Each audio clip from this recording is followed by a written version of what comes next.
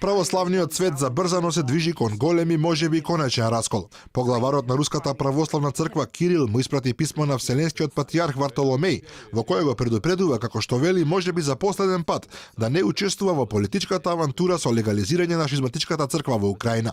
Московскиот патриарх му порачува на православниот лидер дека со давањето автокефалност на нерегуларна религиозна структура каква што е Украинската православна црква, самиот ќе стави крај на приматот на екуменската патриаршија во православниот свет. Сега кога плановите всушност се остваруваат, можеби за последен пат се обраќам до вас и до целиот православен црковен свет. Ве молам да се одвратите од шизматичкото општество и да одбиете да учествувате во политичка авантура со легализацијата. Стои во писмото на патриархот Кирил објавено на интернет страницата на Руската православна црква.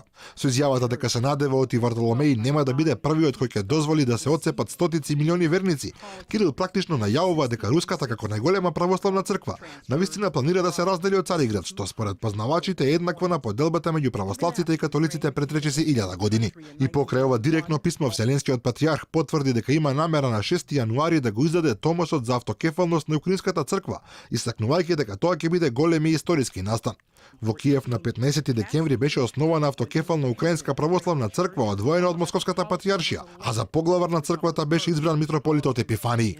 МПЦ минатата година исто така побара признавање од Вселенската патриаршија, но од Цариград порачаа дека тоа прашање пред се ќе зависи од исполнувањето на Преспанскиот договор.